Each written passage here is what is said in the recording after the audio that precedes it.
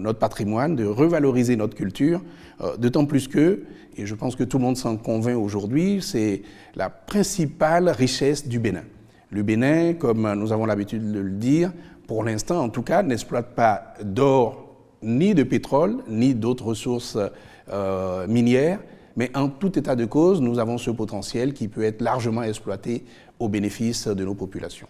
D'accord. Alors, le chef de l'État, sinon son régime, travaille à révéler le Bénin à travers la culture et les arts. Pouvez-vous nous faire le point, dois-je dire, des efforts consentis dans le domaine des musées et du patrimoine culturel? Absolument. D'abord, révéler le Bénin aux Béninois et au monde, je voudrais dire concrètement que c'est faire connaître et valoriser le riche patrimoine culturel que nous avons aux Béninois eux-mêmes. Et faire connaître évidemment aux étrangers, ceux qui ne sont pas des Béninois et qui nous regardent. C'est également développer, on l'a dit, les industries culturelles et créatives pour la création de richesses et de l'emploi. Et enfin, c'est faire de la culture et des arts le substrat, le levain pour le développement touristique de notre pays. Donc c'est tout cela que nous embrassons dans la formule « faire connaître aux Béninois et au monde ». Alors, pour répondre à votre question sur les musées, je voudrais d'abord vous dire que Ouidah est désormais, plus que jamais, sur la carte mondiale en ce qui concerne les musées et surtout les cités-musées, puisque nous avons décidé de faire de la ville de Ouidah une cité-musée, parce que le potentiel de Ouidah est tel que toute la ville historique vaut la peine d'être valorisée. Et comme on a l'habitude de le dire trivialement, c'est un musée à ciel ouvert que nous sommes en train, évidemment, de valoriser. Nous avons le volet de la construction d'un certain nombre de musées, notamment à Ouidah. Nous avons le Musée international de la mémoire de l'esclavage, qui est déjà totalement achevé en ce qui concerne ce qu'on appelle le hard, donc la construction des bâtiments. Et nous en sommes maintenant au niveau de l'installation des équipements et de la scénographie. Donc, sinon, ce musée est totalement achevé et devrait rentrer en exploitation dès cette année 2025. Nous avons également à Porto Novo, dès que vous rentrez dans Porto Novo aujourd'hui, en attendant l'arène culturelle qui sera tout de suite après le pont à droite, à la place de cet immeuble que nous avons dû enlever pour ne pas insister là-dessus, vous verrez qu'en rentrant dans Porto Novo, vous avez une vue impressionnante sur un musée qui est en construction, qui est le Musée international du Vaudou, juste en face de la cathédrale, où là également, tout le gros œuvre est achevé. Et il reste maintenant à faire un certain nombre de travaux en ce qui concerne toujours la scénographie, en ce qui concerne le second œuvre, pour que dès cette année également, ce musée soit livré. Dans le point des autres musées, nous avons un musée qui va venir, le MAC, à Cotonou, dont l'essentiel est déjà fait en ce qui concerne les études, et les appels d'offres ont déjà été lancés pour pouvoir recruter les entreprises qui vont construire.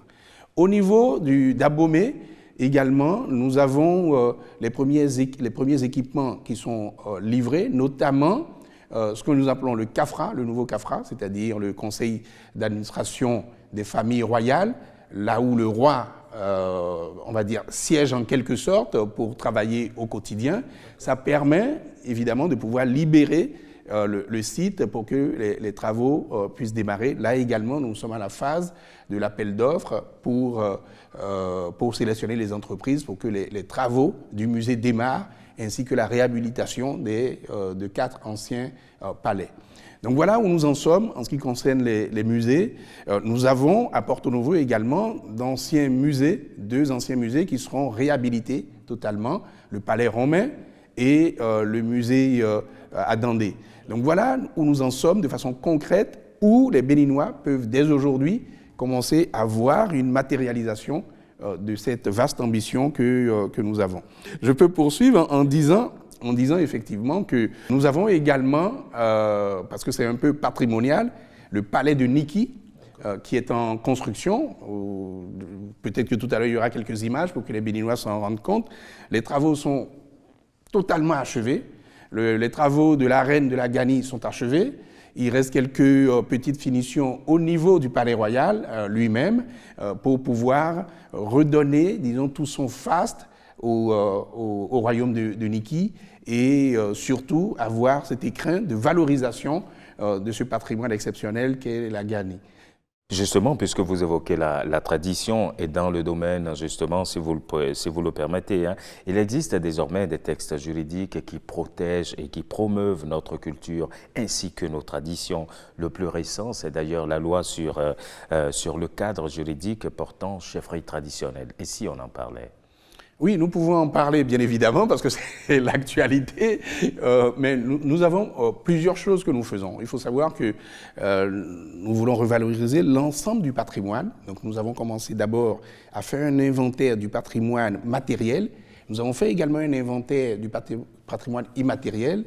Et c'est dans tout cela qu'il est également important de revaloriser le patrimoine immatériel, on va y revenir, culturel vaudou, et qu'il est également impératif de revaloriser nos chefferies traditionnelles.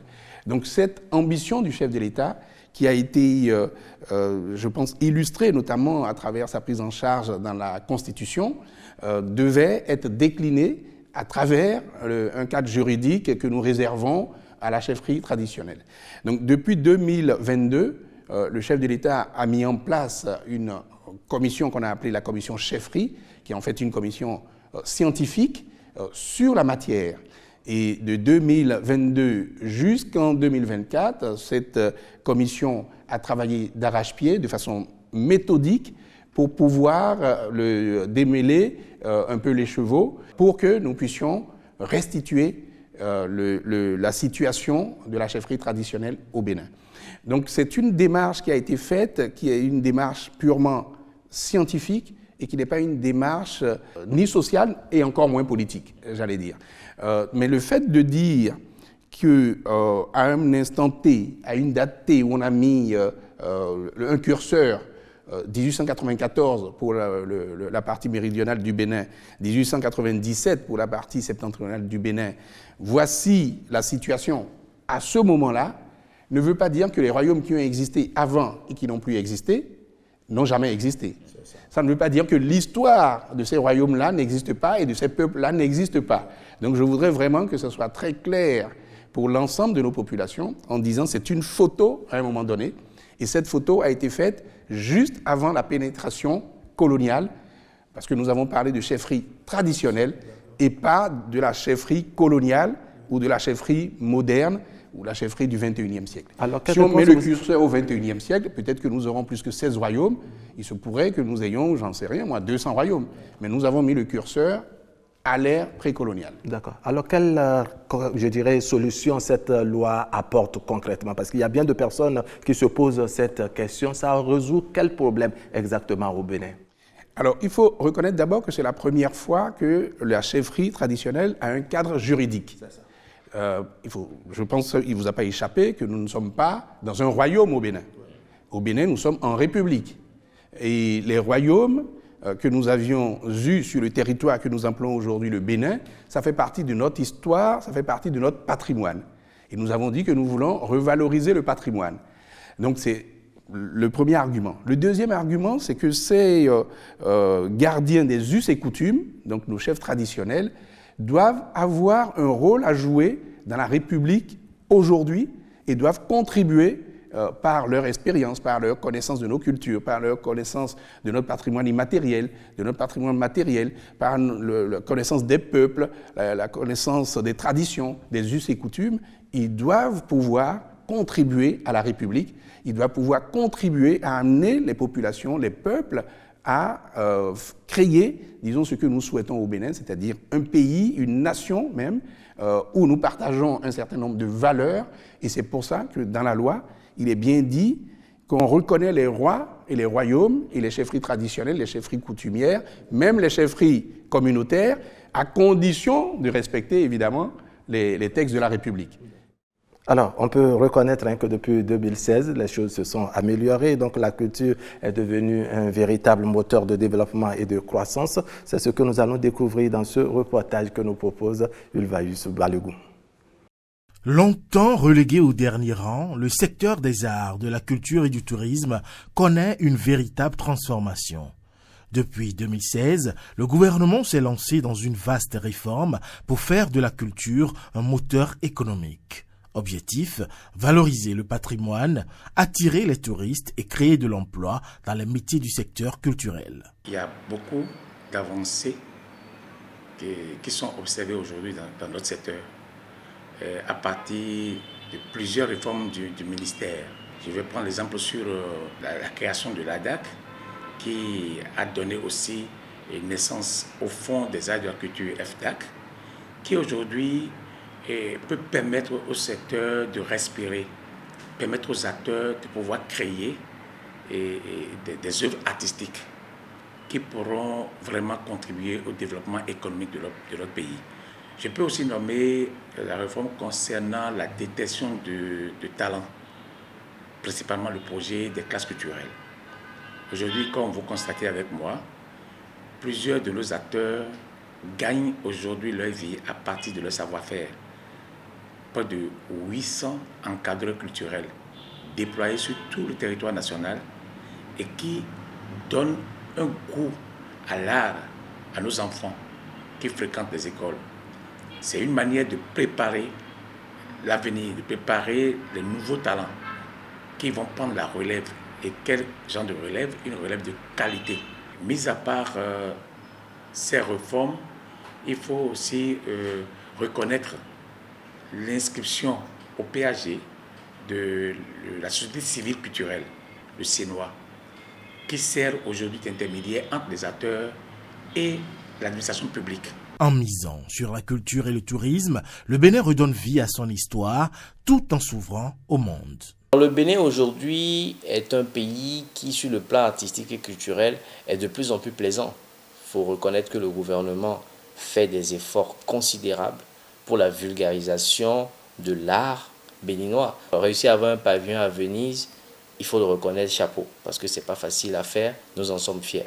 Donc le travail qui est fait est considérable et nous, les festivals comme le nôtre, sont justement là pour accompagner cette volonté du gouvernement à faire du Bénin une vraie plateforme d'expression.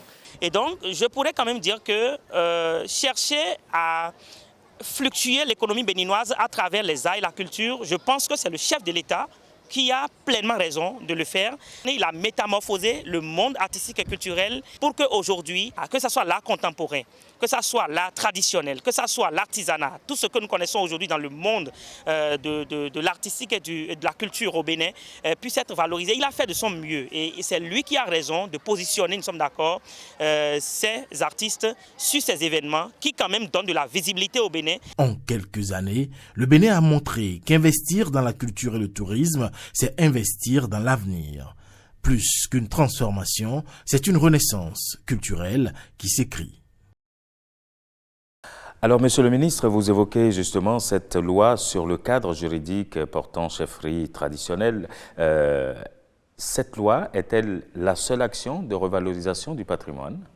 Évidemment non, nous avons tout un programme et je peux vous dire, j'aurais dû peut-être d'ailleurs commencer par ça, que dès 2021, il y avait eu une loi qui avait été votée à l'Assemblée nationale et promulguée, bien évidemment. C'est la loi du 22 octobre 2021 portant protection du patrimoine culturel en République du Bénin.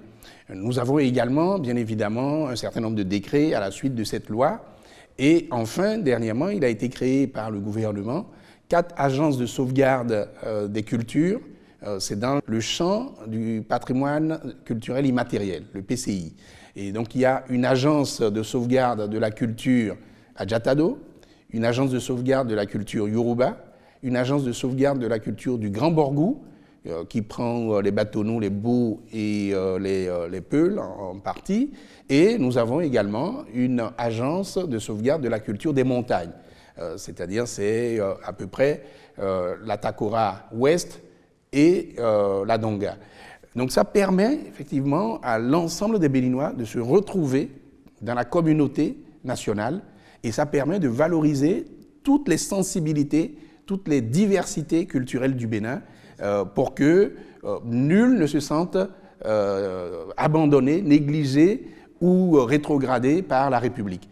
Et cela vient montrer justement que la loi sur la chefferie n'était pas une loi ni pour classer, ni pour déclasser. Tout le monde est pris en compte Et quand on dit la culture Adjatado, il n'y a pas que, évidemment, le Dan-romain.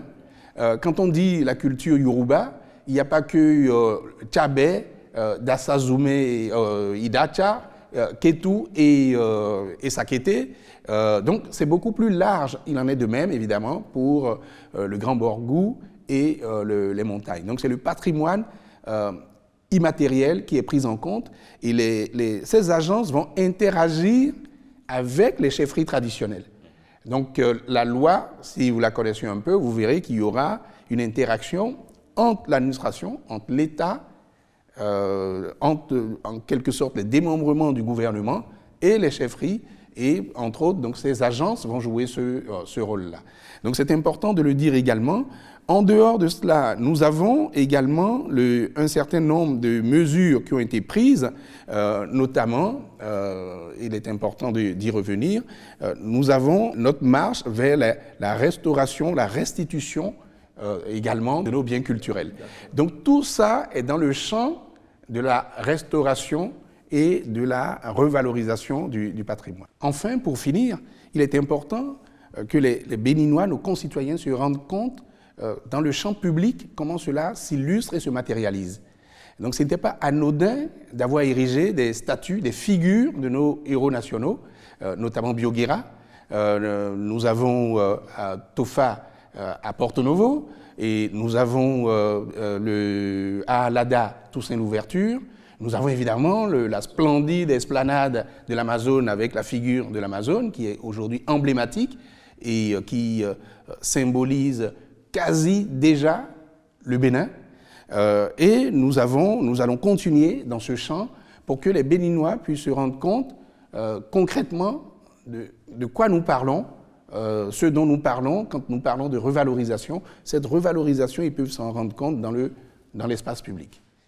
Alors, en clair, c'est un vaste chantier, ces différentes actions qui sont posées pour revaloriser le patrimoine au Bénin. Et donc, depuis 2016, on a noté que les choses se sont améliorées. La culture est devenue un véritable moteur de développement et de croissance. C'est en tout cas ce que nous allons découvrir dans ce reportage que nous propose Ulvaeus Balogun. Au cœur de la 60e édition de la Biennale de Venise, une nouvelle voix s'est élevée, celle du Bénin. Welcome to the Benin Pavilion. Everything precious is fragile. The etymology of the word gelede, we really use this as a metaphor, an expression to really dive into this deep Yoruba philosophy to address the issues of contemporary life today. We feel like if we need to go back in the past to retrieve knowledge to go forward in the future. The 4 artists who are part of this exhibition really embody the sensibility of fragility and precarity, but also care and hope for the future. Pour la première fois, des artistes béninois sont exposés aux côtés des plus grandes nations de l'art contemporain. L'intérêt pour le Bénin, d'abord, est artistique, révéler le potentiel créatif du Bénin. Ensuite, le second intérêt est d'ordre diplomatique, faire connaître le Bénin dans le monde, faire parler du Bénin dans le monde, créer de la sympathie autour du Bénin pour pouvoir attirer des collectionneurs, des galeristes, des professionnels autour de l'art du Bénin. Une entrée sur la scène mondiale avec une exposition ambitieuse qui met en lumière l'histoire et l'identité du Bénin. C'est une manière pour nous d'exposer le Bénin à l'extérieur. Ça fait quand même la 60e édition que cette biennale existe. Le Bénin n'a jamais participé. Je pense que c'est le Bénin qui gagne en termes de visibilité. C'est le Bénin qui gagne en termes de ristourne. Parce que les productions qui sont apportées sur cet événement, si ces productions sont vendues là-bas, je pense que les artistes rentreront avec les devises et c'est le Bénin qui va gagner en termes de devises aussi. Everything precious is fragile. Tout ce qui est précieux est fragile. Ce titre résume à lui seul l'essence de l'exposition béninoise avec 4 artistes, 4 visions, 4 voix et un même désir, inscrire l'art béninois dans l'histoire contemporaine. J'ai décidé de travailler aussi autour du patrimoine béninois à travers des instruments de musique, 10 instruments de musique qui recouvrent le territoire du nord au sud et de l'est à l'ouest. Et je présente pour le premier pavillon de Bénin, cette pièce que vous voyez autour de moi qui s'appelle Haché. Haché veut dire, en un Yoruba, veut dire ainsi soit-il, ou Amen, ou le pouvoir. Pour ma part, j'ai présenté une installation autour de la question des communautés de femmes en Afrique de l'Ouest, notamment au Bénin. Et donc, dans cette installation, nous avons 4 tableaux, une sculpture en verre et de la documentation sur les mouvements de femmes dans les luttes pour les droits des femmes en Afrique. Mon travail questionne les notions du pouvoir féminin et m'amène à fouiller dans nos mémoires collectives les archives du passé. À Venise, je montre l'histoire du Bénin, je raconte l'histoire des femmes amazones, des Agodi. Au-delà d'une simple exposition, la participation du Bénin à la 60e édition de la Biennale de Venise s'inscrit dans une stratégie culturelle plus vaste. Faire du Bénin un acteur incontournable de l'art contemporain. Merci à Ulvaeus Balogun. Alors, pour la première fois, l'État béninois a signé une convention qui accorde, Monsieur le ministre, une subvention directe aux producteurs de contenus locaux. Et aujourd'hui, en matière de diffusion, les choses vont plutôt vite. L'arène de Ouida est sortie de terre en quelques mois seulement. Il y en a bien d'autres qui vont suivre, les arènes. Absolument. En ce qui concerne les arènes culturelles, nous avons la première arène qui est à Ouida, vous l'avez dit, cette infrastructure splendide que nous avons, on va dire, testée lors de la dernière édition des Vodou Days, parce qu'il restait encore quelques petits travaux, mais nous l'avons suffisamment avancé pour que ça soit un écrin pour les Vodou Days. Donc cette arène culturelle de Ouida sera totalement achevée avant la fin du mois de mai, où nous pourrons là maintenant l'exploiter ordinairement comme nous le souhaitons. À part Ouida, nous avons Porto Novo, bien évidemment, où les dossiers sont déjà prêts pour contractualiser avec les entreprises qui doivent construire. Nous avons, en dehors de Porto Novo, nous avons Nati Tengu, nous avons Lokossa, Kouandé, Parakou et Abomey, où les études sont également achevées. Donc tout ça va être évidemment programmé en ce qui concerne les constructions d'infrastructures. Donc voilà pour les arènes culturelles. En dehors des arènes culturelles, le gouvernement a également contribué à créer le premier centre de rencontres culturelles à Ouida, qu'on appelle le CCRI, en lien notamment avec la mairie de Ouida et les partenaires français. Nous avons également la Maison de la Culture de Ouida, qui a été totalement réhabilitée et restaurée, et qui est confiée en matière de gestion et d'exploitation au CCRI de Ouida précisément. Donc nous avons ainsi un certain nombre d'infrastructures qui vont venir de diffusion, et bien évidemment, nous allons avoir une infrastructure magnifique qui va être nichée au cœur de Cotonou, au cœur de ce que nous appelons le quartier culturel et créatif de Cotonou, qui va venir, disons, à l'emplacement des anciennes installations, des anciennes usines, des anciens ateliers de l'OCBN. Donc voilà quelques éléments pour expliquer, disons, la politique de diffusion, de construction des espaces de diffusion en République du Bénin. Oui, alors vous avez beaucoup parlé de Ouida. Ça n'est pas qu'un musée à ciel ouvert, mais ça devient aussi une véritable cité de diffusion de la culture. Absolument. Nous avons la chance, et c'est vrai, c'est une vraie chance, d'avoir une cité historique comme Ouida, une cité historique, une cité culturelle, une cité patrimoniale, une cité également où nous avons un certain nombre d'infrastructures de diffusion qui sont en cours de construction. Donc Ouida sera vraiment le cœur culturel et touristique du Bénin. Mais tout ce que nous faisons là, nous ne le faisons pas qu'à Ouida. Nous le faisons dans plusieurs autres cités, dans plusieurs autres villes, à travers le pays.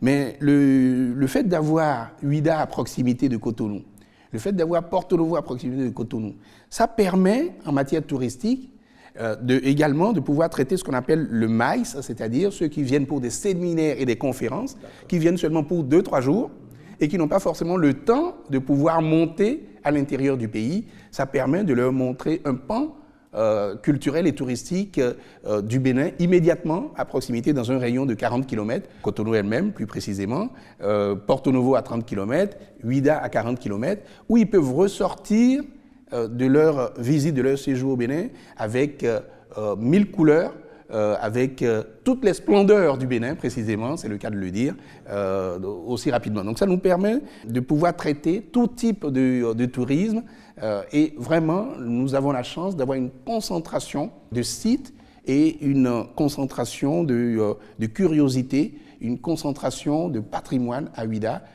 Il en est de même pour Porto Novo, bien évidemment, et il en est de même dans toutes les villes où nous voulons un vrai développement touristique. D'accord. On va parler un peu cinéma, monsieur le ministre. On sait qu'au nombre des tests dont l'adoption tarde à venir figure le code de la cinématographie. À l'heure où beaucoup de choses se font pour le cinéma béninois, quel est le sort qui est réservé à ce code, monsieur le ministre? C'est vrai, vous avez raison, ce code tarde à sortir, mais vous savez, dans cette difficulté, je pense que finalement, on a pu en tirer une chance. Je vais vous dire pourquoi.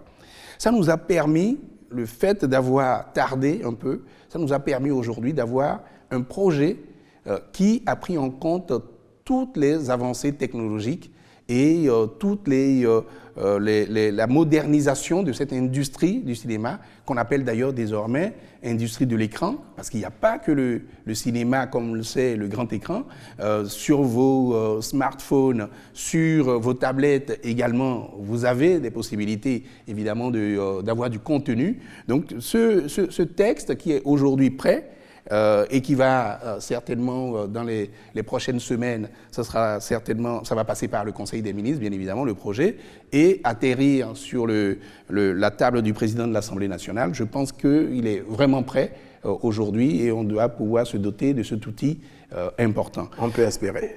Oui, non, définitivement oui. Sinon, je ne prendrai... La dernière fois que vous m'avez invité, j'en ai pas parlé. Donc, si j'en parle, c'est que le risque est mesuré, et bien calculé et mesuré. C'est sûr que les acteurs l'attendent depuis si longtemps. Oui. Surtout que toutes les parties prenantes ont participé, aussi bien au niveau de l'AAC, aussi bien au niveau des acteurs du cinéma, aussi bien au niveau du ministère du numérique, aussi bien tous ceux qui, d'une façon ou d'une autre, sont concernés, ont participé donc à ce processus. Et là, nous avons vraiment un produit, il me semble, mûr, sous réserve, évidemment, de ce qui pourrait être fait à l'Assemblée nationale.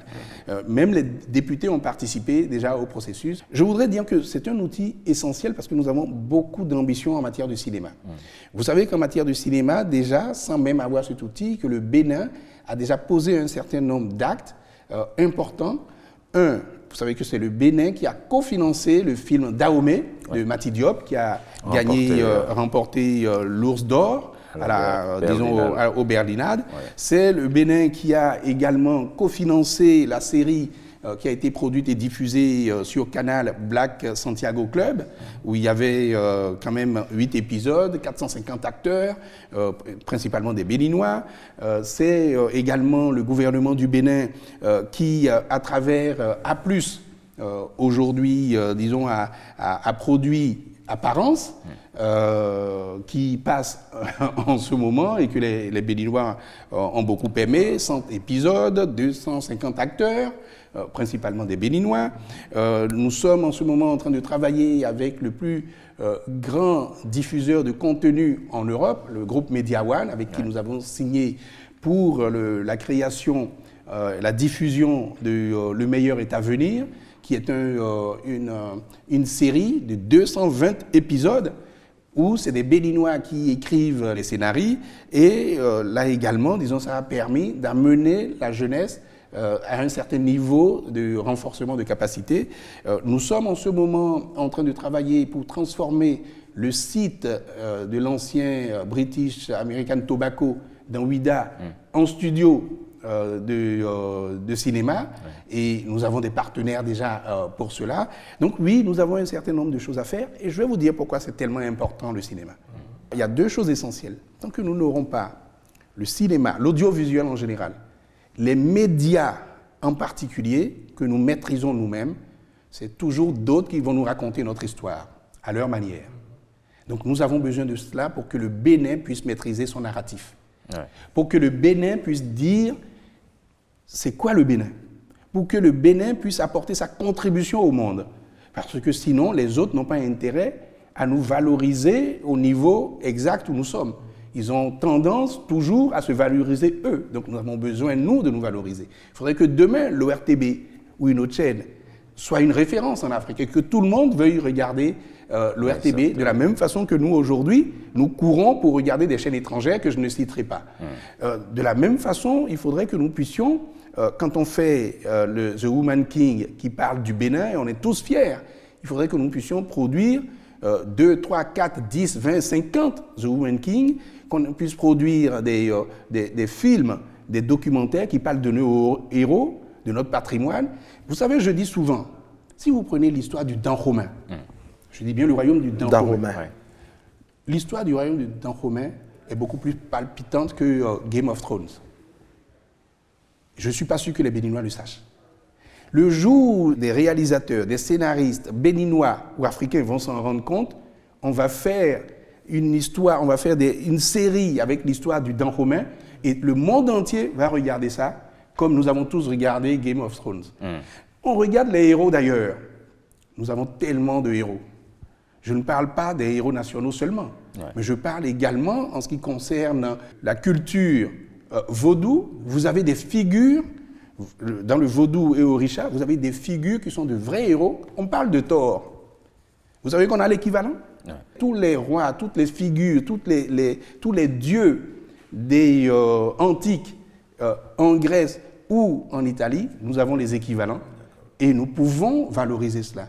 Il faut que la jeunesse béninoise le sache. Il faut que le peuple béninois le sache et il faut que le monde entier le sache parce que le Bénin peut beaucoup apporter au monde et peut contribuer à la création de l'universel. En clair, ce riche patrimoine que vous décrivez, on peut le vendre à travers le cinéma, c'est ça? On doit vendre ça à travers le cinéma, on doit vendre ça à travers les contenus, parce qu'il n'y a pas que le cinéma, et cela est absolument important d'avoir des créateurs de contenu, et pour cela, aujourd'hui, CMS-City fait un travail extraordinaire, et je voudrais ici féliciter tous les jeunes qui y sont et qui ont commencé déjà à faire ce travail, et féliciter évidemment toute la direction de CMS-City qui fait un travail que les gens ne voient pas au quotidien, mais qui va permettre au Bénin de tenir sa place dans les années à venir.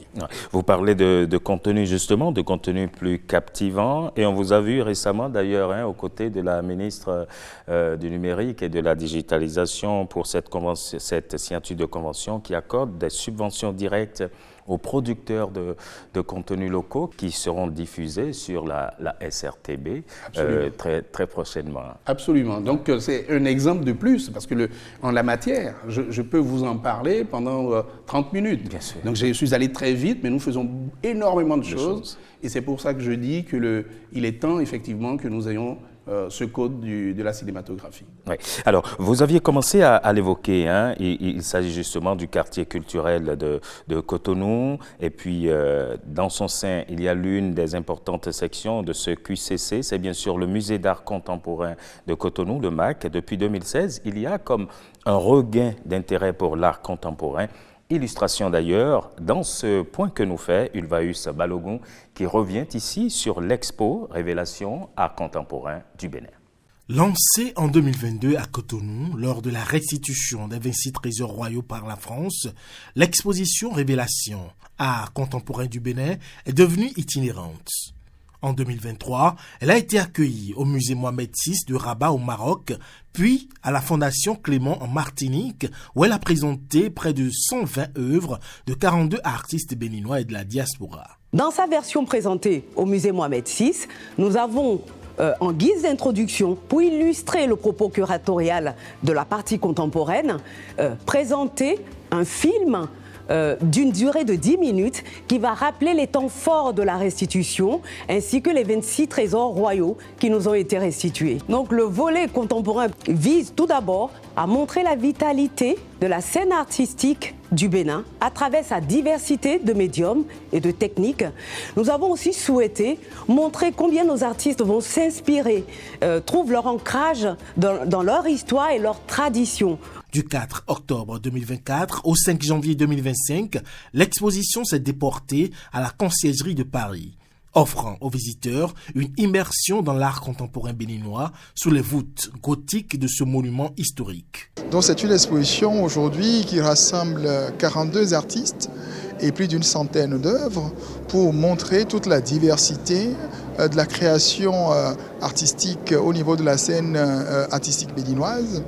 Et ça va aussi bien des médiums traditionnels tels que la peinture, la sculpture, jusqu'aux médiums les plus complexes tels que le numérique, la vidéo, et en passant par les installations et diverses autres œuvres d'art. Bien, plus qu'une simple exposition itinérante, c'est un voyage, une rencontre entre les cultures, un pont entre le Bénin et le reste du monde.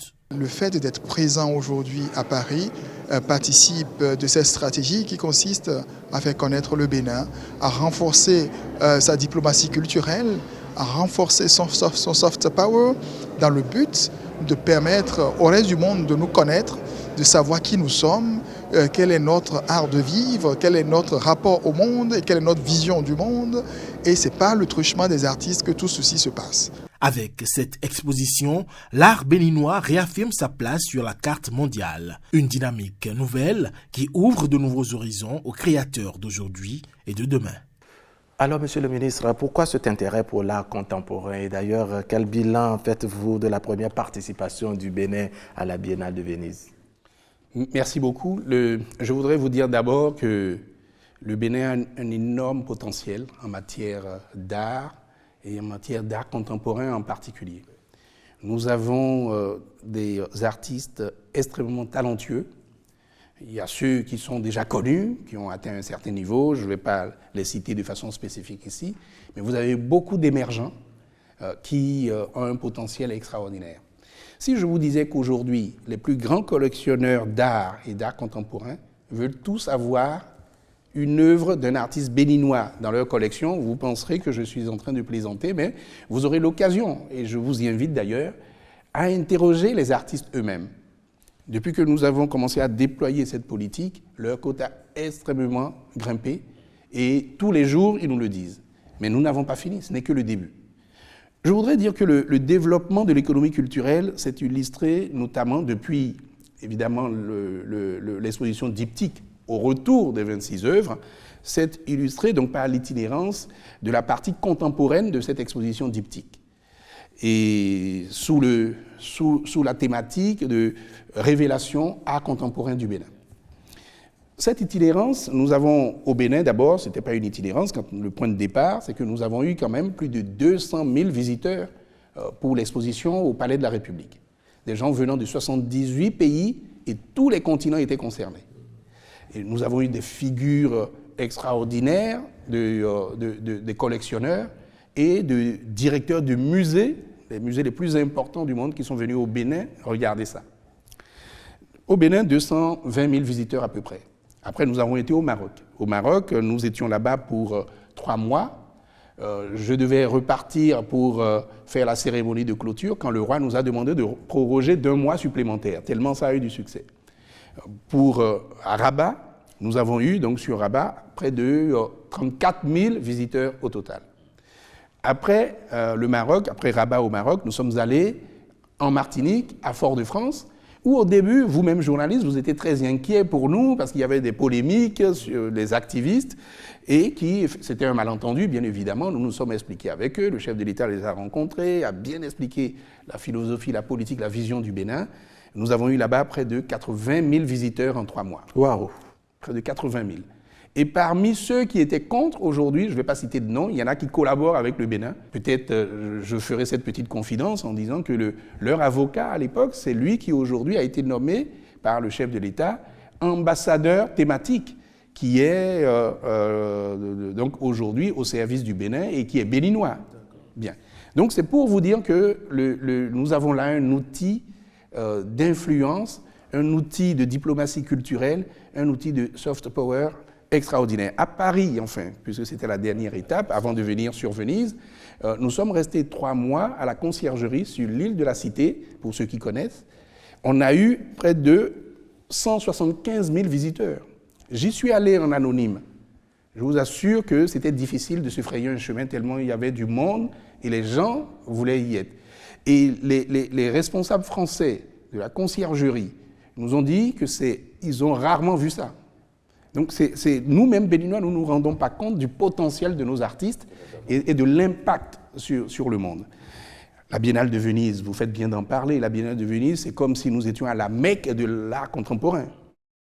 C'est comme si nous étions Je ne sais pas, moi, il y a la Mecque et il y a également peut-être le Vatican, pour ne pas faire de jaloux. Et toujours pour ne pas faire de jaloux, je dirais, on est au Ouida des religions traditionnelles. Voilà. Et là-bas, nous avons eu effectivement un pavillon qui a été classé parmi les 10 meilleurs pavillons, les 10 plus beaux pavillons. Et c'est la première fois que le Bénin y participait.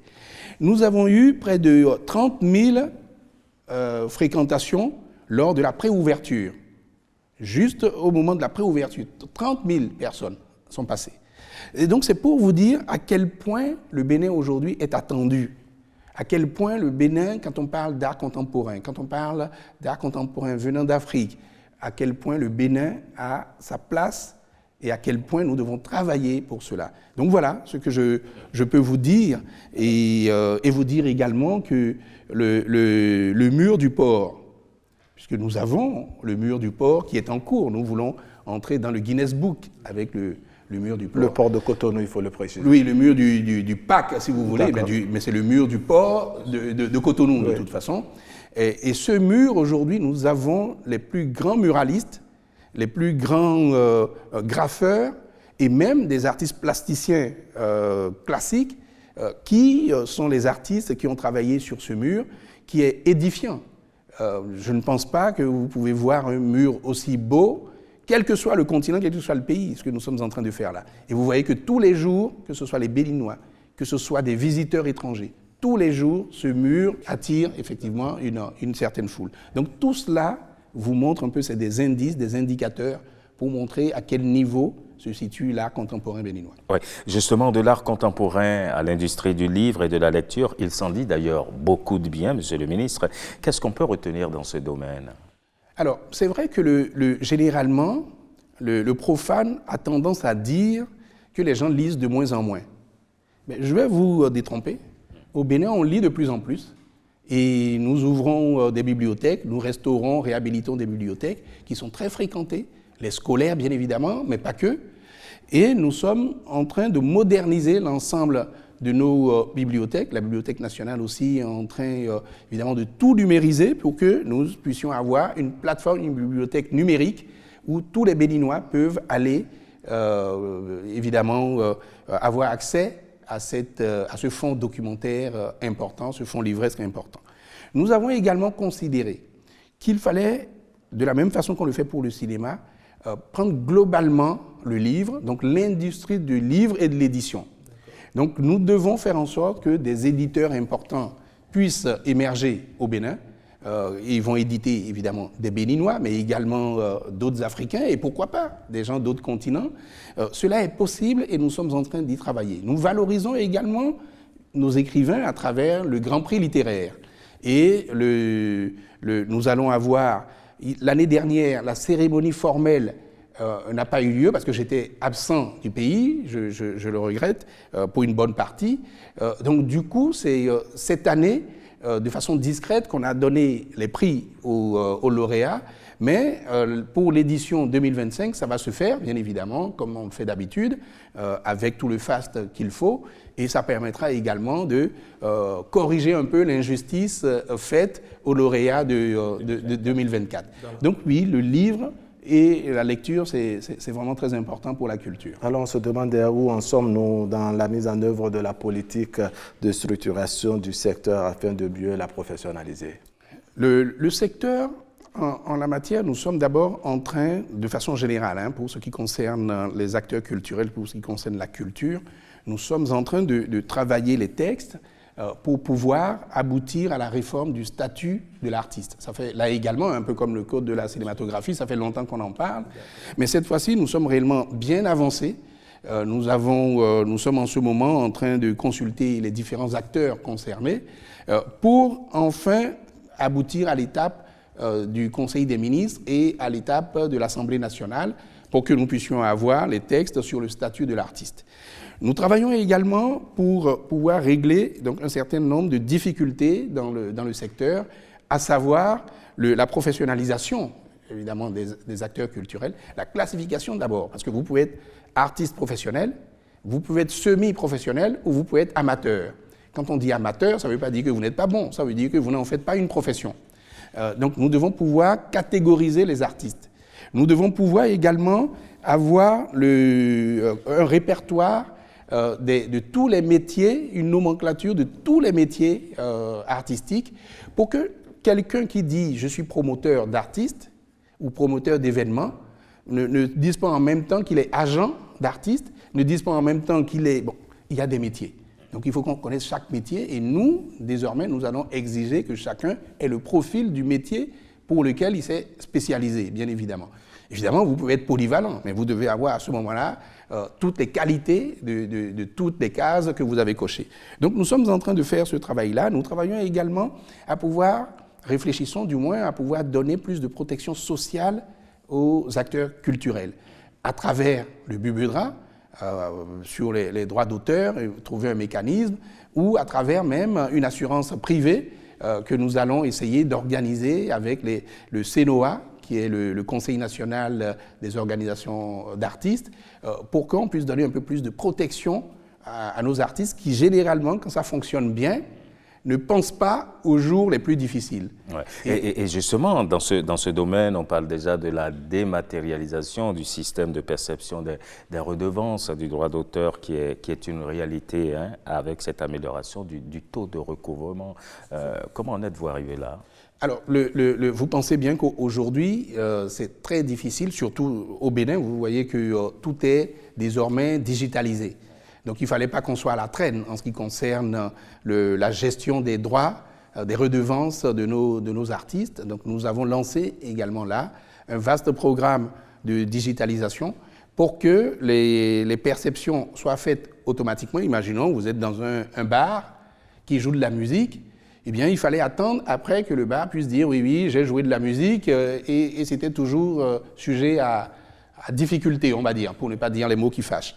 Mais désormais, avec l'automatisation, avec la digitalisation, il sera très facile de pouvoir identifier tous ceux qui doivent aux artistes, puisque ce n'est pas à l'État, c'est aux artistes. On va pouvoir recouvrer, donc avoir ces perceptions-là, et partager les redevances à l'ensemble des ayants droit. Alors, Monsieur le ministre, que dire du projet de détection des talents?